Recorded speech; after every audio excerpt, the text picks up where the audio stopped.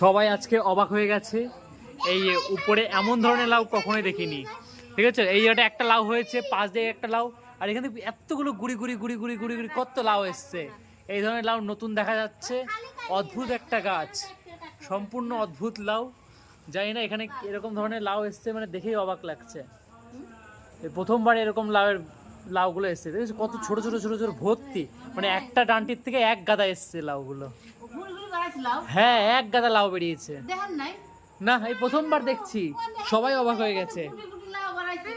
রাজদীপ অবাক হয়ে গেছে, মামি অবাক হয়ে গেছে, এই যে মা অবাক হয়ে গেছে, দিদা অবাক হয়ে গেছে, কেউ বিশ্বাসই করতে পারছে না এত লাউ এসছে।